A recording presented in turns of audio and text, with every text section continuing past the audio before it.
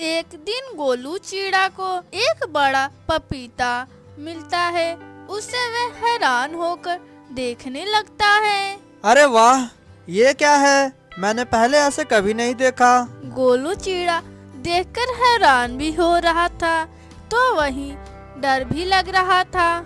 इतना बड़ा पपीता तो मैंने पहले कभी नहीं देखा।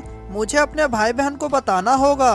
उसने तुरंत अपने भाई बहनों को आवाज दी। अरे बहन, यहाँ जल्दी आओ, जल्दी आओ मेरे पास। देखो तो कितना बड़ा पपीता है, जल्दी आ जाओ।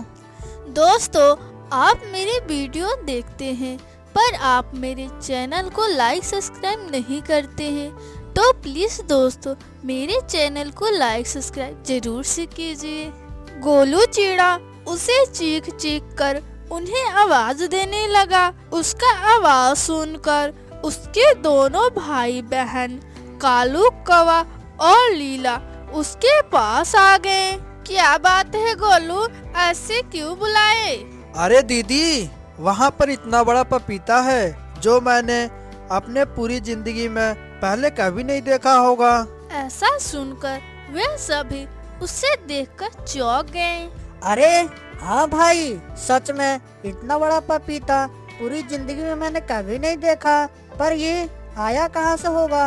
बहुत देर बाद लीला चिड़िया ने कहा, भाइयों, हो ना हो ये कोई जादुई पपीता होगा। क्या पता इसे खाने पर हम हमेशा के लिए अमर हो जाएं। क्यों ना हम सब मिल बांट कर इसे खा लें। अगर ये सच होगा तो इस पपीते को मैंने पहले देखा है, तो मैं इसका ज्यादा हिस्सा खाऊंगा। गोलू चिड़ा का यह बात सुनकर ही उन सभी भाई बहनों में तू मैं शुरू हो गई। वैसे तो गोलू चिड़ा की आवाज लगाते ही सबसे पहले मैं आई थी। वैसे ही वे लोग लड़ते ही रहे, उनकी लड़ाई बहुत बढ़ने वाली थी। इस बात का जैसे ही अंदाजा गोलू चिड़ा को लगा तो उसने कहा, अरे दीदी भाई, बस भी करो, हम इस पपीते को आपस में बराबर बांट लेंगे। गोलू चिड़ा की बात पर सभी ने हामी भरी। वह सभी उस बड़े से पपीते को एक समान हिस्सा करने की सोचने लगे। सभी ने तय किया और अपने अपने औजार लेकर इकट्ठा हुए। सबसे पहले लीला चिड़िया हंसुआ से उसे पपीते को काटने की कोशिश की, पर उससे तो नहीं कटा। लगता है ये हंसुआ से काम नहीं होने वाला है। तुम हटो, मैं देखता हूँ। फिर कालू ने अपने साथ लाई बड़ी हथौड़े से उस पपीते पे वार किया, पर फिर भी पपीता के दो टुकड़े नहीं हुए। मैं अपने साथ लाई कुल्हाड़ी से कोशिश करता हूँ, शायद ये पपीता कट जाए। फिर गोलू चिड़ा ने उस कुल्हाड़ी से पपीते पे जोर जोर से वार किया, फिर भी पपीता को कुछ नहीं होता। अरे दीदी, क्यों ना हम सब मिलकर एक साथ उसे काटने की कोशिश करें, तब तो ये जरूर कटेगा। गोलू चिड़ा की बात पे सभी ने हामी भरी और एक साथ अपनी औजार से उस पपीते को काटने की कोशिश की। सभी को जोर लगाकर मारने पर उस पपीते को दो टुकड़े हो गए। तभी उस कटे हुए पपीते से एक सफेद चिड़िया बाहर निकली। अरे बाप रे, भागो यहाँ से, चलो भागो यहाँ से। यूं वे सभी घबराकर चिल्लाने लगे। सभी पक्षी वहां से पर होने लगे।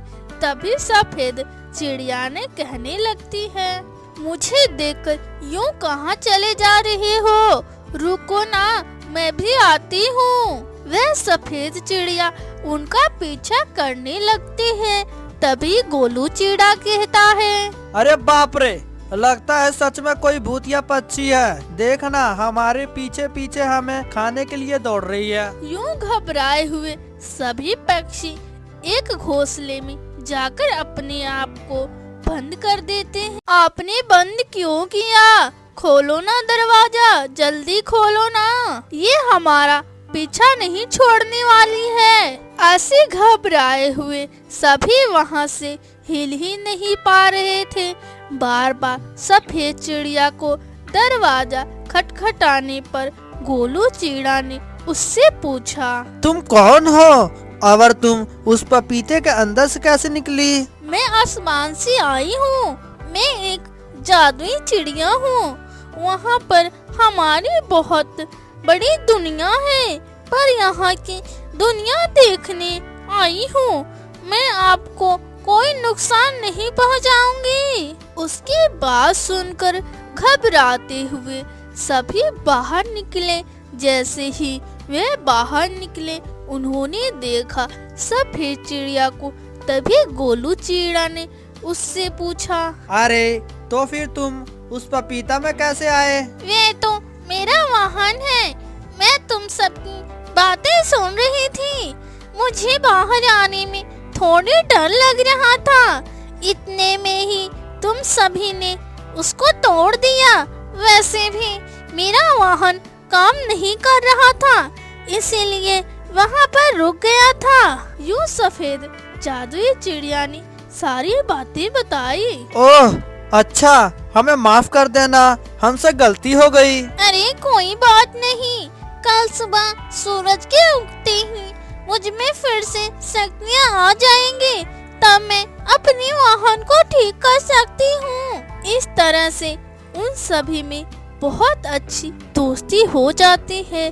सभी पक्षी उस सफेद पक्षी को अपनी सारी तकलीफें बताई। शाम होते ही सफेद पक्षी को अपने अपने घर ले जाने के लिए सभी पक्षी लड़ने लगते हैं। कोई बात नहीं, मैं इसी घर में रह लूंगी। ये घर मुझे बहुत अच्छा लगा। तभी गोलू चिड़िया ने कहा, ठीक है, आज की रात हम सब तुम्हारे साथ यहीं पर रहेंगे। फिर वे सभी पक्षी मिलकर उस घर में रात बिताते हैं। उन सभी ने बहुत देर तक गपशप लड़ाई। उसके बाद वे सभी आराम करने लगे। सुबह होने पर वे सभी जग गए, पर सफेद जादुई चिड़िया गायब थी और वहाँ पर एक संदूक में बहुत सारे सोने के सिक्के। उन सभी सिक्कों को देखकर गोलू चिड़िया अपने भाई बहन से कहता है, जादुई चिड़िया को जाना था, इसलिए वो चली गई और हम सब ने उससे अपनी दुख बांटे, इसलिए उसने हमारे इस तरह से मदद की। इस तरह सफेद जादुई चिड़िया की मदद से वह सभी पक्षी खुशी खुशी अपनी जिंदगी बिताने लगते हैं।